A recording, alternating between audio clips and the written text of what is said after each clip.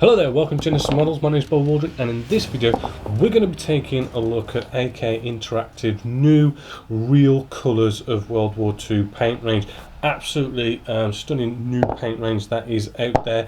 It is based off the real colours of World War II, which I've also done a video of this if you want to go check that out.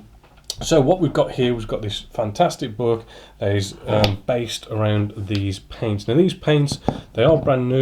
They are in those sort of same Tamiya, let's get one down, sort of a Tamiya style pot. Sort of very similar, as you can see, nice and glassy, which I do like actually. Really sort of makes them quite durable, looking rather good. I've got an example here of three nice sort of German colours here for a really cool camo pattern. So let's take a look at these and see what they can actually do.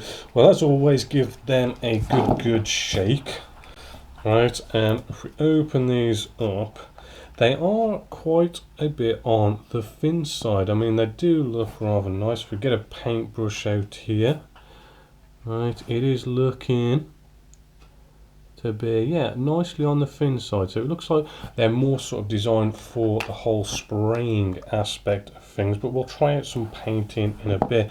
So if we say, let's try this one. Let's try this nice sandy colour, this dark yellow. So we get out our airbrush, let's see what this is like without actually using any thinners, right, just to test it out sort of thing. Right, now they do their own thinners for these paints, right, but I'm going to try my homebrew with them. So I've put a little bit in there.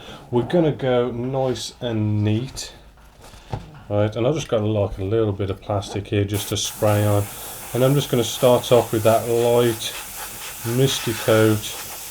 And it is spraying out,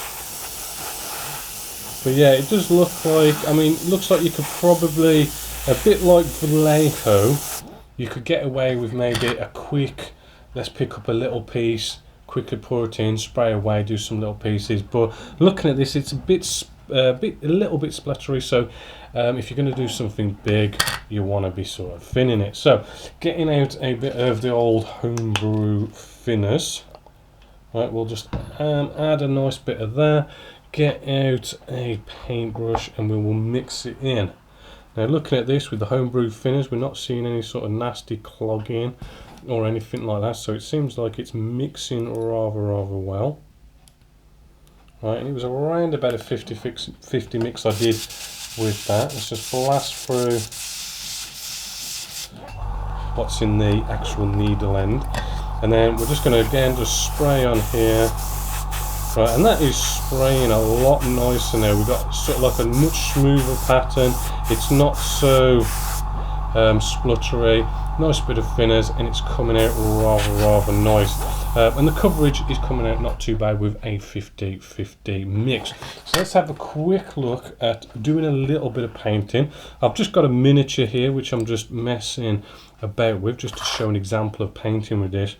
I have, by the way, sprayed it with our olive green as well. As you can see, it's come out with some really sort of nice colours there, coming in a matte sort of way. But let's just maybe apply a bit of paint and just see what it's like paintbrushing it on. Well, this is painting on not too bad actually. Done no thinning whatsoever with it, so it's just nice and thin to sort of start off with those couple of coats and build it up as you probably would do with normal painting. Maybe it feels like it could do with maybe a little bit of water just to maybe help it flow a bit better. But yeah, you can paint it. Right, 'cause the one thing is with, say, the example Tamiya paints is I find they're not that best at paintbrushing, but we're getting sort of like a nice smooth transition of paint going on there. It's got some you know, nice reasonable coverage. It maybe just needs a little bit of water just to slightly thin it down a bit, but you're painting away rather nicely. As you can see from this, I mean, our green spray, this one example I did earlier, it is quite matte. If I sort of maybe try and rub at it with my finger, does it come off? Does it sort of, no, it's sort of quite, it's a little bit durable. I mean, although it comes out in a matte way, I mean, this has only just dried, so it is rubbing away a little bit. So that's probably a bit unfair to sort of use that, but I'm trying to rub away at this one I sprayed yesterday, and it's not, as you can see, it's not sort of coming down to the plastic. It is holding sort of fairly nicely, but even so, I mean, when it comes to any kind of airbrushing, I always like to seal everything in with a gloss coat anyway, to make sure everything's nice and strong and durable. You know, so although it's probably not maybe the durablest of paints I've used, in all honesty, as I say, I always seal my stuff, anything I do, with a gloss coat. So to be honest with you, it feels like it's spraying down like Tamiya paint, which is really a nice paint to use. It feels like it's a bit more durable than Tamiya paint, but I would recommend putting a gloss coat on top of it just to seal it in. It's not so smelly either. It comes out of the airbrush really well. It paints really well. But what I really like about these paints is you've got around about 114 paints, I do believe, in the actual range. But the cool thing is, because it's based off of this book, it's all about getting absolutely bang on matching colours for all your World War II needs, from any kind of armoured vehicle from pretty much most countries out there. It's really sort of bang on with the colours, and they do match up rather well. You can buy them in sets. This one, these three here came as a set, which is a really nice sort of, you know, standard camo pattern for your German armoured vehicles. Absolutely love it. They come in, I do believe it's a 10 mil, so same as like a Tamiya pot of paint.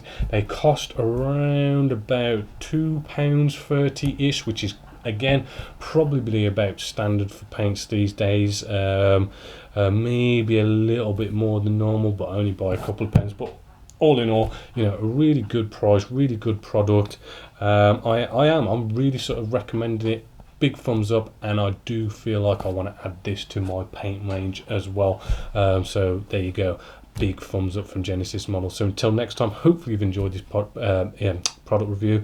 My name is Bob Waldron, this is Genesis Models, and I'll catch you next time.